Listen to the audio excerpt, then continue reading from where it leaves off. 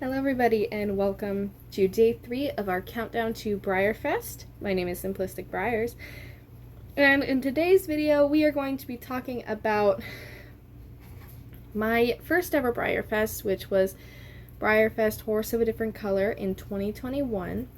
And then we are also going to talk about all of my Breyerfest models because I have 3 others from last year.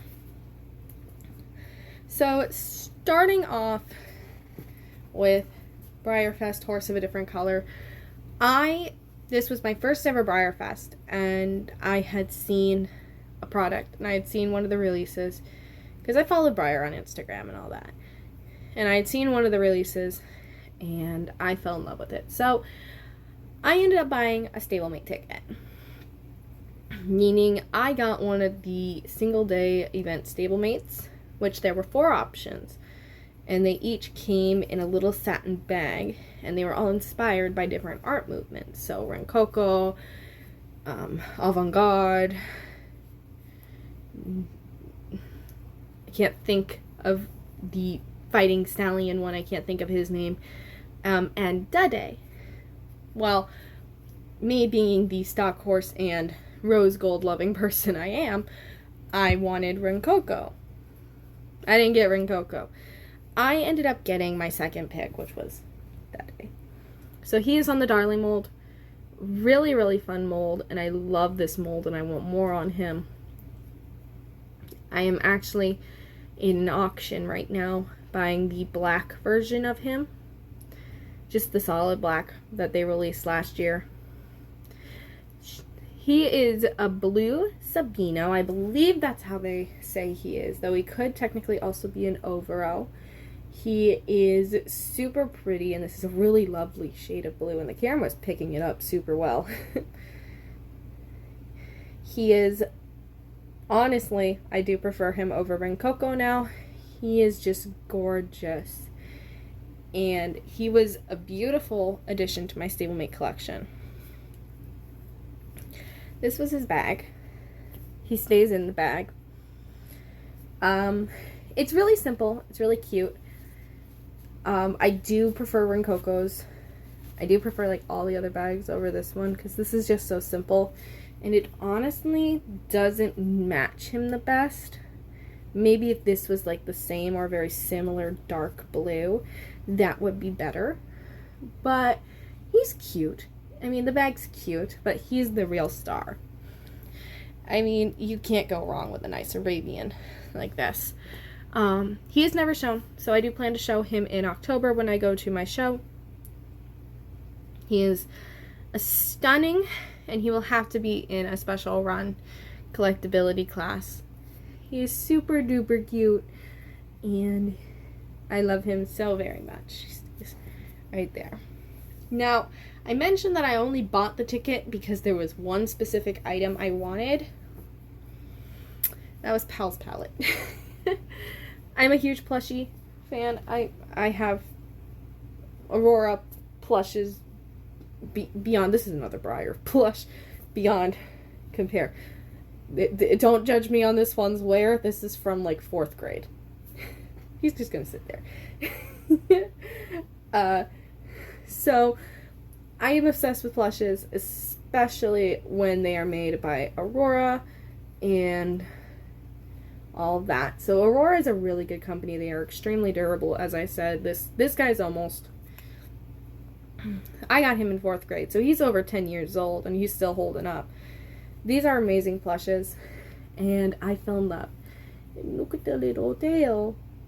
It's so fluffy. I'm an artist. I love painting, so the paint splatter Appaloosa was a really cute idea, and the little palette still has her tags and everything on.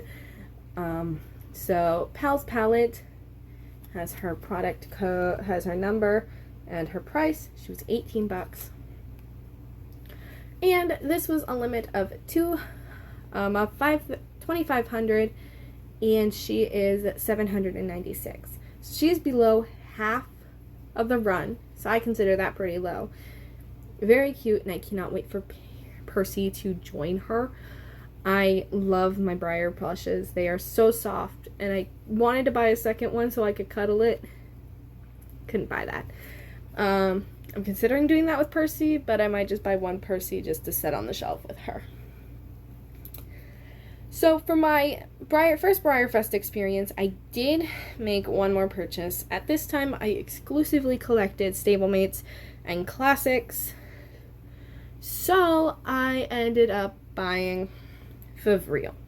Favreal is inspired by a glasswork technique, which involves a lot of colors and a lot of fun patterns. He is gorgeous. And he does say Breyerfest 2021 under him, but it's very hard to see even in person. You need to like have the reflection show it. And that's just how it was painted. Mine ended up being a little more green tinted. I know I saw some more with blues and more of the magenta pop out. He ended up more green. He does remind me of this year's special run of Better Than Revenge. He is very similar in kind of the concept of the rainbow zebra pattern, though I think he did it better. I like that they didn't do like a lot. Well, mine just ended up very heavily green. I prefer this over Better Than Revenge. I have a feeling it's because we did gold zebra patterning, and not just, I think, I don't know what color, like a random color. He's really pretty, and he's on this rearing stallion, classic scale, and an extremely pretty horse. And I did take him to show for decorator class with High Tide and Bolizard. I believe that's how you pronounce that winter decorator. But he did not place. He was up against a bunch of classics, including Breyerfest special run decorators. Sadly, he just did not stand a chance. I love him. That's all that matters. Tiggy's falling down, so Tiggy's gonna go sit. So yeah, those were my 3 buys from Breyerfest 2021, Horse of a Different Color. I did regret not getting Pollock. I would have loved to have gotten him. That would have been fun if I had bought a traditional access ticket and gotten Pollock. I would have been happy with that. That is a regret of mine. I would love to get him someday, but he's outrageous in price. So I didn't actually do much with my ticket. I did watch the Breyercast after work, and that was interesting. It was really fun to watch. But I really didn't look at the workshops or anything else, so I'm really excited to do that this year. So now we're going to talk about my 3 Breyerfest models that I own outside of these, and they are the only 3 I own. We have met one before, and that is Miss Scurry. So this is the color split for last year's special run of Scurry. She's on the fell pony mold, as we all know. She is my channel's mascot. I adore her. I call her Guinevere. She's still pretty. I love this girl to death. And I got her for a really good price. As I mentioned in my first video, I got her for $80 at the show. She's my second model from last year's special run lineup, but by far my favorite. And she started the obsession with the fell pony conga. She does have Breyerfest 2023 written on her bottom, plus her VIN and all that. Let's see if I can read the VIN. I don't know how to read VINs, but I really like it. This is my favorite SR of last year, hands down. But I did fall in love with one from a sneak from Breyerfest Reveals, and that was Nemia on the Ekoteki mold. And I refer to Nemia as a girl, even though it is a man. It's a male stallion on the mold, but it is a decorator, and I have apparently just been misgendering all my horses lately. if we're going off Rhea and Finch. I've just been misgendering everybody. So, why stop here? I am obsessed with Greek mythology, Roman mythology, and she is based off amphoras depicting chariot racing. I adore this concept. It is so stunning. It is a brilliant concept, especially with the theme. And this marking, it's just so pretty. Matches her facial marking. My one critique is I wish they would have carried the fiery red mane to her tail.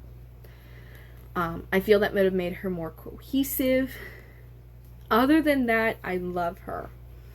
And I did see on Candace's 2 video that she believes that the gold Nemia that is available in the auction this year was originally intended to be a variation of the one we got. I think that might have been true, and they decided we have enough variations this year, plus we have an anniversary year coming up, so let's just stick with this gorgeous copper color. So I ended up asking in a group saying, hey, how do you go about getting a pickup person? And people offered saying, hey, do you have tickets? I'm like, I don't have any tickets. And someone messaged me saying, hey, I've got a wild card ticket. Me and my child are going to Breyerfest. We'd be happy to pick you up on using that ticket. I was so grateful because I only had to pay her cost, which was $75 plus shipping, which was about $15 to where I am. She was shipped beautifully and arrived stunningly. Now, I was not the first one to touch her out of the bag, as my pickup person did open her up just to make sure she was okay. Everything was fine with her, and everything was. I got sent pictures that day, and she's so gorgeous. So, thank you so much if you are watching. I love her to death. I did take her to our fun show in March, and she did end up placing. I believe she was 3rd. So I will be taking her to my Nan show in October, and we'll see how she does that there. Finally, this was also bought at the fun show in March. We have the online exclusive LE Studebaker on the Yasmin mold. She is gorgeous. I love her, and I would love to show her. But the issue is, she arrived to her owner with Sharpie on her. The previous owner tried to remove it with water, alcohol, everything you could think of, and it started to take the paint off. So I'm like, okay, I'm just going to buy her as a shelf model. I want her, so she's just going to be my shelf model. And I did put her in the arena. She did come out 3rd. That was a class of 3. She got utter last place in the class of 3 in the fun show. But I love her. I love this color. It's super duper pretty. And even though she is not show worthy, I am glad I have her. I got her for a really good price of $30. They originally had her marked for $40. I said I'd be willing to pay $30. And they're like, yeah, well, we just want her moved. She also says Breyerfest 2023 right here at the bottom, as did Nemia, but hers was in gold, so it's really hard to see. So, and I am seeing a lot of people saying she's going to be, Yasmin's going to be the surprise model. I will discuss that more in another video this week. So, kind of my thoughts on what I think the surprise model is going to be, why I don't think certain popular choices are going to be it. But a lot of people think that she has a chance. I agree, but I don't know. I have to agree with Stormy Strikes here, and I think they're going to break their pattern. They're going to throw us for a loop. Your eyes are just so gorgeous. I mean, look at that eye. Just look at that eye. Can't tell me that's not a beautiful little eye. I'll put her right side up for you guys. And then Snip. She's so pretty. So those are all of my Breyerfest models. But I do have one more thing, and it's not Breyerfest related, but it does tie back to one. And this is my safari. Yeah, my safari mold of the Skowalski Wild Horse, which Percy is based off of. So this is a model of what Percy is, which is an Asian breed of horse, and I'm so excited for Percy to come and join my herd. I will, if I don't get him from Breyerfest, I will most definitely be buying him off somebody. I have a whole lot of Breyers back in this little box next to me because I am working on moving out of my apartment. So everyone's kind of, all of my model horses ended up in a little box. These are not my show models. They are either have really bad paint jobs or missing paint in huge areas, and they don't show. But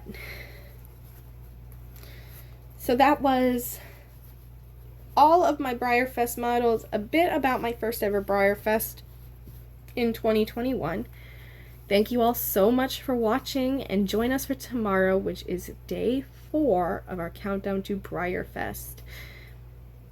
Tomorrow I will probably let out my predictions for the surprise model, my thoughts, and then Thursday, which is day 5 of our countdown, we will be talking about the theme and what I think they'll do next year for their 75th anniversary. Thank you all so much for watching. Please let me know down below, what was your favorite Breyerfest? What's your favorite Breyerfest model that you've ever received? What do you think about this year's models?